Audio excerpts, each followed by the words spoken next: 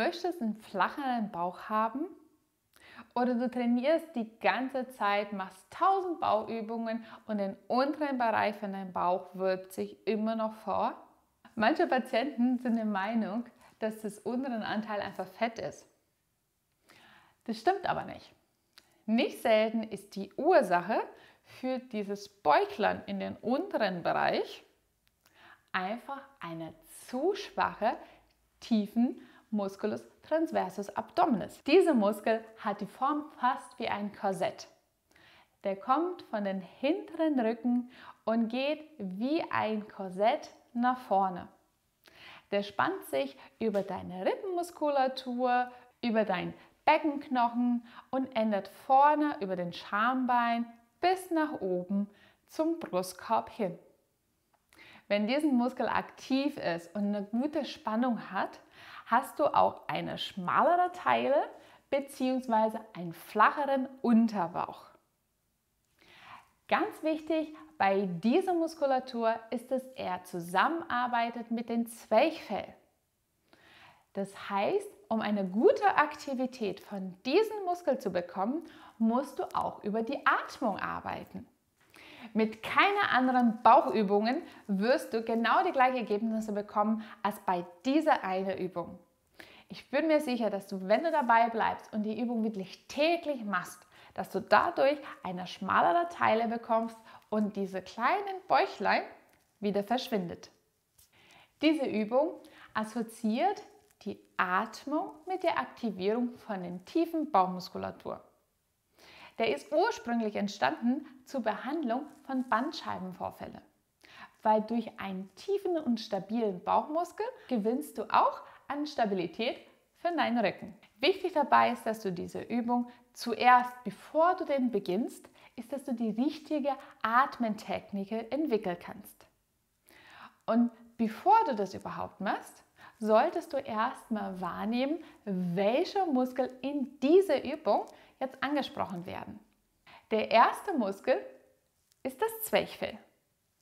Das Zwerchfell ist ein Muskel, die dafür sorgt, dass du einatmen kannst. Wenn du einatmest, sollten deine unteren Rippen, die sollten seitlich weggehen. Dein Brustkorb soll sie nach vorne vorheben und dein Bauch, der soll jetzt halt nicht vorgewölbt werden, aber der soll entspannt bleiben. In diesem Video zeige ich dir, wie du die Atmungsübung am besten erstmal machst. Und bevor wir den Bauchmuskel erstmal aktivieren, solltest du dein Zwerchfell erstmal aktivieren bzw. entspannen können. In der ersten Phase der Übung nimmst du jetzt deine Handkante und die solltest du jetzt um den Rippenbogen jetzt so nach unten massieren. Wichtig ist, dass dein Druck von den Fingern nach oben Richtung Kopf bzw. Richtung Lunge gerichtet ist. Und das machst du so 3 bis 4 Mal. Immer nach oben und nicht nach innen. Du kannst das auch nur so ausstreichen. Und das machst du dann 2 bis 3 Mal. Und jetzt beginnst du die Übung, dass du deine Hände an deine unteren Rücken rannimmst. Du atmest ein, deine unteren Hände gehen auseinander und dein Brustkorb wölbt sich vor.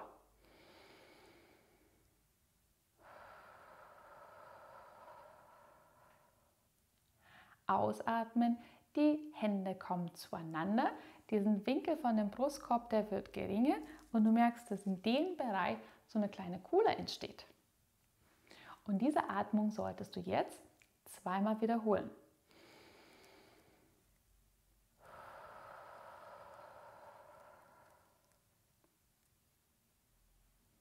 Nachdem du diese Atmung 2-mal wiederholt hast, jetzt kommt die Übung an sich. Du atmest noch einmal ein, atmest dann komplett aus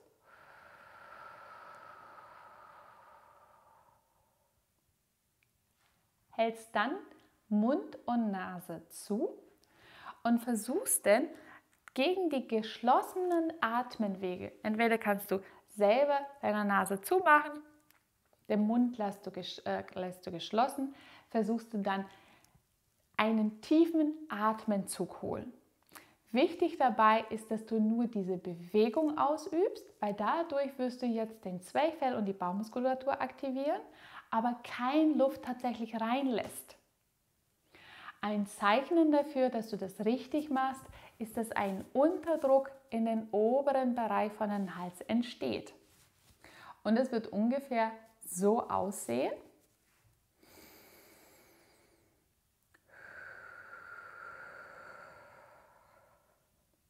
Mund und Nase zu.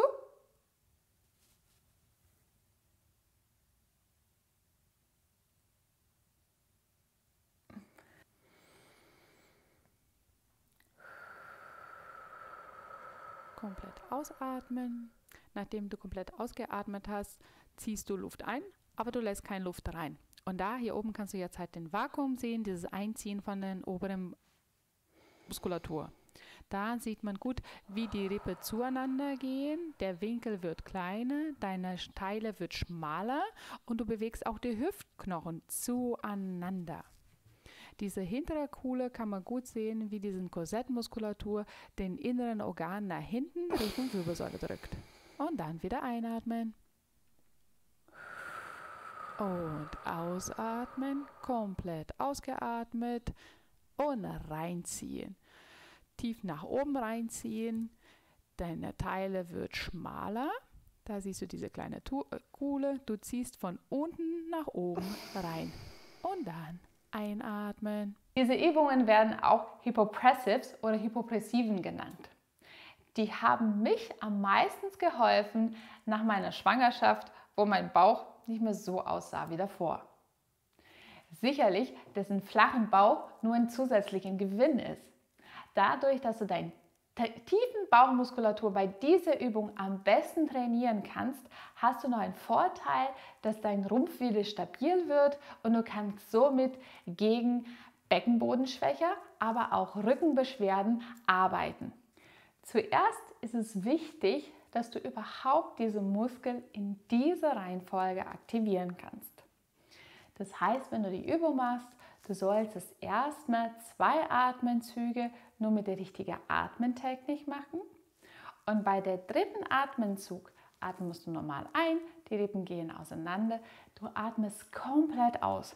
Und nur dann, wenn du komplett ausgeatmet hast, hast du ja schon die Grundspannung für deine Bauchmuskulatur erhöht und erst dann erzeugst du dieses Vakuum, dieses Reinziehen von dem Bauch und von den Zwerchfell.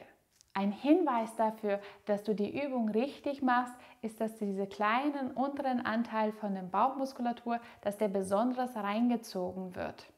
Zusätzlich auf der Seite siehst du dieses kleine Einziehen.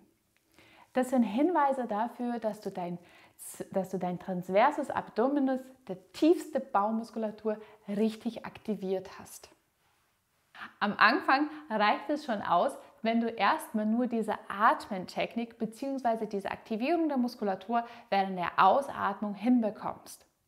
Auch wenn das Einziehen mit dem Bauch am Anfang bei dir nicht ganz so aussieht, sondern du nur den Anfang von deinen Rippen sehen kannst, aber den oberen Anteil am Hals, wenn du da dieses Einziehen siehst, ist es schon ein guter Hinweis dazu, dass du das alles richtig machst. Wenn du das jetzt ein paar Mal probiert hast und die Atmung bei dir schon klappt, dann legen wir los. Du stellst dich mit deinen Füßen hüftbreit auseinander. Deine Knie sind nur ganz leicht gebeugt, dass sie nicht komplett durchgestreckt sind. Du bringst jetzt dein Gewicht nach vorne. Das heißt, du verlagerst dein Gewicht einen Tick nach vorne auf der Fußspitze. Deine Ellenbogen sollen jetzt in 90 Grad gebeugt werden, deine Hände zeigen nach hinten, deine Daumen sind ungefähr auf Höhe von dem Hüftknochen. Deine Schulterblätter bringst du bewusst jetzt nach unten.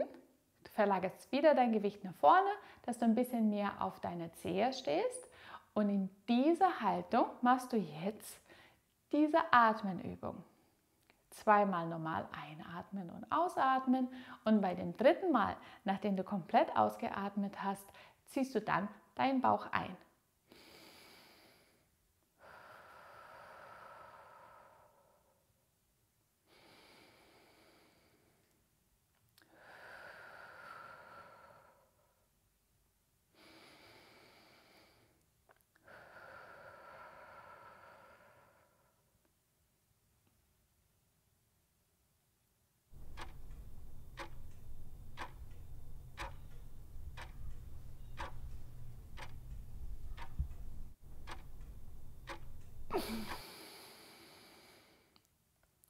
wiederholst du es.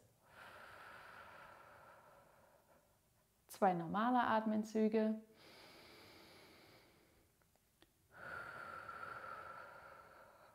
Dein Gewicht ist nach vorne auf die Zehe. Beim dritten Mal komplett ausatmen.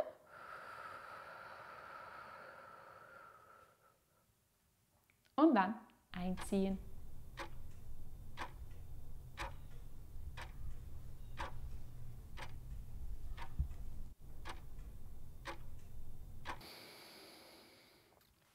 Diese Übung solltest du immer einmal am Tag machen, am besten nüchtern oder erst nach 3 Stunden, nachdem du etwas gegessen hast.